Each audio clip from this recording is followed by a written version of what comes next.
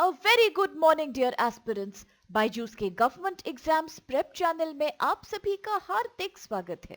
दोस्तों, इस लेक्चर में हम चर्चा करेंगे this day in history segment की, जहां हम आपके सामने प्रस्तुत करते हैं इतिहास से जुड़े कुछ ऐसे खास फैक्ट्स और घटनाओं को जो आपकी इन सभी आने वाली गवर्नमेंट परीक्षाओं के पॉइंट ऑफ व्यू से बेहद लाभदायक है। अलोंग विद दिस, लेक्चर के अंत में हम आपसे शेयर करेंगे कुछ बेहद इंपॉर्टेंट प्रैक्टिस क्वेश्चंस भी that will be based on all the facts which we discuss in this lecture।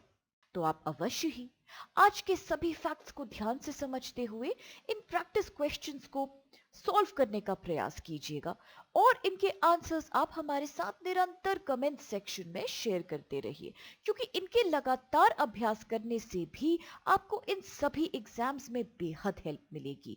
तो आइए दोस्तों, अब शुरू करते हैं 23 अप्रैल अर्थात आज के दिनांक से जुड़े हमारे तमाम इंपॉर्टेंट ऐतिहासिक फैक्ट्स की।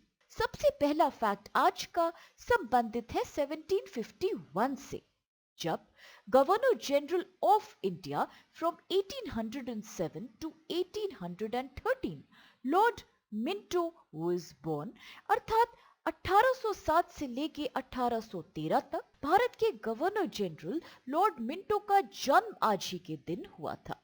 लॉर्ड मिंटो, जिन्हें 1797 तक सर गिलबर्ट इलियट बुलाया जाता था, एक ब्रिटिश डिप्लोमैट और पॉलिटिशियन थे जिन्होंने एक अल्पकाल के लिए एंग्लो कॉर्सिकन किंगडम के वाइसरॉय के रूप में काम किया, दैट इज फ्रॉम 1793 टू 1796, और इसके पश्चात ही became the governor general of India between July 1807 to 1813। वह भारत के गवर्नर जनरल के पद के लिए नियुक्त हुए थे at the end of the year 1806, परंतु उनका कार्यकाल शुरू हुआ 31 जुलाई 1807 में। He expanded the British presence in the area to the Moluccas, Java and other Dutch possessions in the East Indies during the Napoleonic Wars। उनके कार्यकाल के दौरान ब्रिटिश भारत के कुछ ऐतिहासिक इवेंट्स भी हुए थे, जैसे कि उन्होंने वर्ष 1809 में महाराजा रणजीत सिंह के साथ अमृतसर की ट्रीटी कंक्लूड करी थी। यह treaty founder of Sikh empire Maharaja Ranjit Singh और चार्ल्स टी मेटकैफ के बीच एक पैक्ट थी, जिसके अनुसार the Sutlej river was fixed as the boundary between British East India company and Ranjit Singh, और इसके कारण दोनों के बीच एक स्मूथ डिप्लोमेटिक रिलेशन स्थापित हुआ था। और इनके कार्यकाल के दौरान द चार्टर एक्ट ऑफ 1813 भी पास हुई थी। इस एक्ट के तहत British parliament renewed the east India companies charter for another 20 year period, और इसी कारण इस चार्टर एक्ट को ईस्ट इंडिया कंपनी एक्ट भी बुलाया जाता है। लॉर्ड मिंटो का निधन वर्ष 1814 में हुआ। और अब इसके साथ चल के देखते हैं आज का अगला फैक्ट कौन सा है। तो ये संबंधित है 1858 के साथ, जब social activist and educationist Pandita Ramabai was born, अर्थात सामाजिक कार्यकर्ता और शिक्षाविद पंडिता रमाबाई का जन्म आज ही के दिन हुआ था। Pandita Ramabai Saraswati was a women's right activist and education activist who was a pioneer in the education and emancipation of women in India। ये एक सोशल रिफॉर्मर भी थी। इनका संबंध महाराष्ट्र राज्य से था। In 1878, Calcutta University conferred on her the titles of Pandita and Saraswati in recognition of her knowledge of various Sanskrit works and texts। वर्ष 1882 में रमाबाई पुणे चली गई, जहां उन्होंने आर्य महिला समाज की स्थापना करी। ब्रह्म समाज और अन्य हिंदू सुधार संगठनों के आदर्शों से प्रभावित होकर समाज का उद्देश्य बाल विवाह के उत्पीड़न से महिलाओं की रक्षा और उद्धार करना था। It also aimed to promote education among women.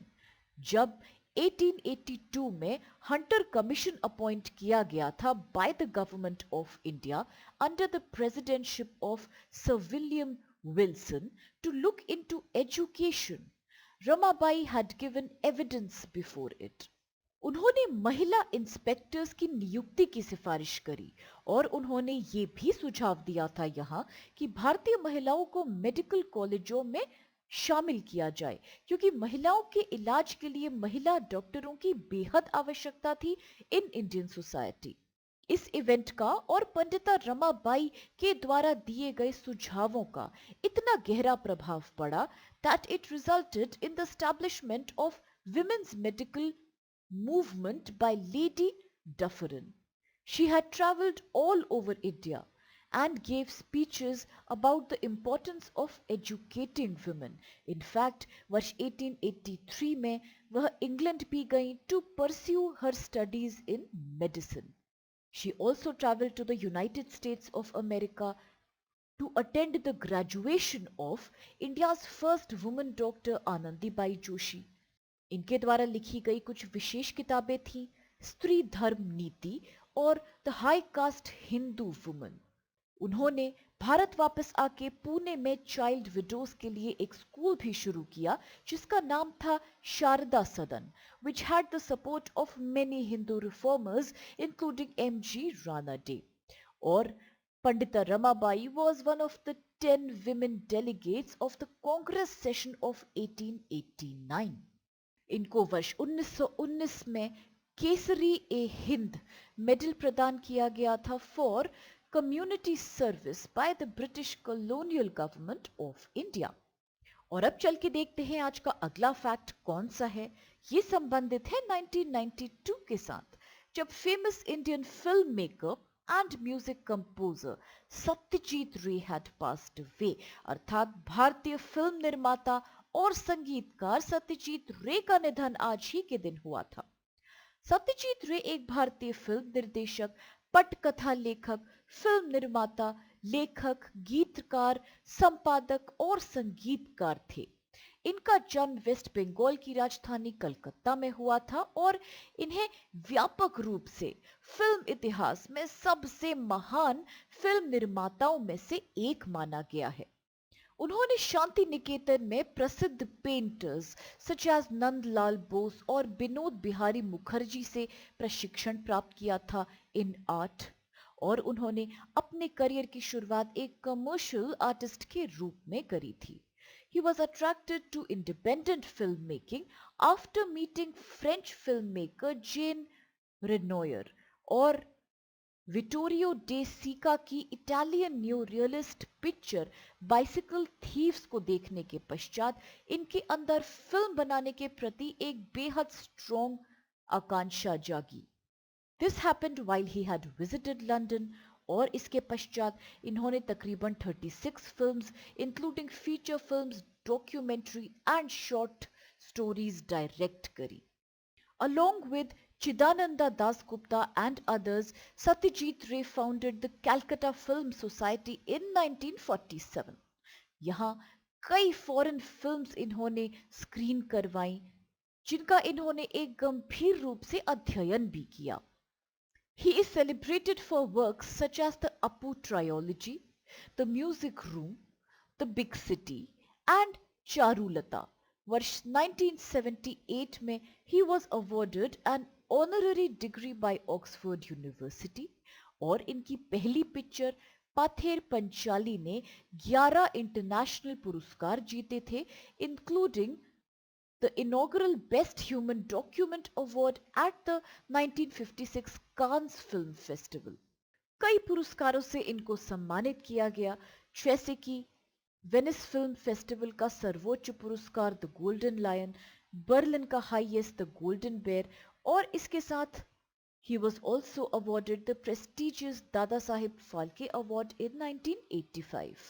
इनको भारत का highest civilian honour Bharat Ratna भी प्रदान किया गया था शॉर्टली बिफोर हिज डिमाइस। और अब इसके साथ चल के देखते हैं अगला फैक्ट, जो है कि किस प्रकार UN English day is observed annually अर्थात संयुक्त राष्ट्र द्वारा अंग्रेजी दिवस प्रतिवर्ष मनाया जाता है। United Nations English language day is observed annually on 23rd अप्रैल और इस इवेंट की स्थापना करी गई थी by the United Nations department of public information in the year 2010। संयुक्त राष्ट्र की 6 आधिकारिक भाषाएं हैं जिनमें शामिल है Arabic, Chinese, English, French, Russian and Spanish. और यही कारण है कि इन सभी 6 भाषाओं के लिए एक सेपरेट दिवस साल के अलग अलग दिनांकों को सेलिब्रेट किया जाता है। इस इनिशिएटिव का उद्देश्य है to celebrate multilingualism and cultural diversity as well as to promote equal use of all 6 official languages throughout the organization। परंतु जब बात होती है 23 अप्रैल को मनाए जाने वाले यूएन इंग्लिश डे की, तो प्रश्न उठता है कि आखिर क्यों अप्रैल में ही यह दिवस मनाया गया है। तो इसका कारण है कि traditionally 23rd April has been observed as both the birthday as well as the date of death of William Shakespeare, the legendary English playwright, poet and writer, जिनको की ग्रेटेस्ट राइटर इन इंग्लिश भाषा भी माना गया है और England का national poet का खिताब भी दिया गया है। और अब जल्दी से ये भी जान लेते हैं कि अन्य कौन कौन से लैंग्वेज डेज मनाए जाते हैं संयुक्त राष्ट्र के द्वारा। तो आप याद रखिए कि अगर बात होती है अरबिक भाषा के दिवस की, तो ये 18 दिसंबर को मनाया जाता है। Similarly Chinese language day is observed on 20th अप्रैल। बात अगर फ्रेंच भाषा की करी जाए तो इसको मनाने का दिवस है 20th March. For Russian language the day is 6 जून और स्पेनिश के लिए दिवस है 23 अप्रैल। तो अब दोस्तों आइए चल के देखते हैं कौन से क्वेश्चंस हमारे साथ हैं। The very first question is who was the governor general of India when the charter act of 1813 was passed, अर्थात 1813 का चार्टर अधिनियम पारित होने के समय भारत का गवर्नर जनरल कौन था। ऑप्शंस हैं A Lord Mayo, B Lord Minto, C. Lord Dalhousie या D. Lord Curzon.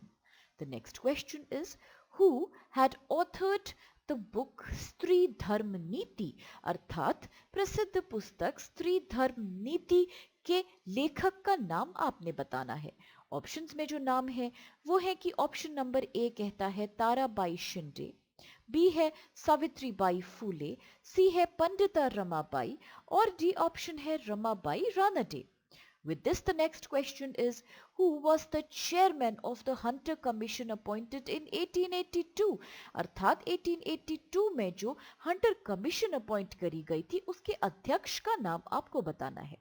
ऑप्शंस में है कुछ नाम जैसे कि A V William Jackson, B William Wilson Hunter, C Jack William Hunter या D Henry Myers Elliot.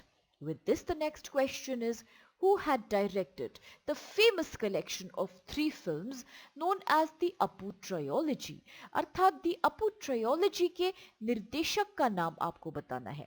Options हैं ए उत्तम कुमार, बी सत्यजीत रे, सी सौमित्र चैटर्जी और डी तपन सिन्हा।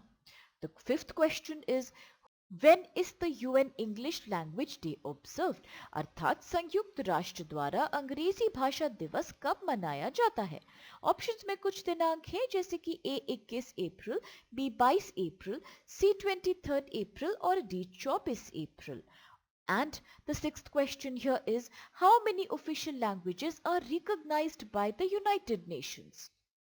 ऑप्शंस हैं A4, B5, C6 या D7। और अब इन सभी इंपॉर्टेंट क्वेश्चंस और कुछ बेहद दिलचस्प फैक्ट्स के साथ आज के इस सेशन को हम यही समाप्त करते हैं, इस आशा के साथ कि आप सभी को इस लेक्चर से बेहद लाभ प्राप्त होगा। दोस्तों अगर आपको वीडियो पसंद आए तो प्लीज आप लोग चैनल को लाइक, शेयर और सब्सक्राइब अवश्य कीजिए और इन सभी क्वेश्चंस के उत्तर लगातार हमारे साथ कमेंट सेक्शन में शेयर करते रहिए। With this, have a great day ahead, stay safe, and thank you so much to all of you.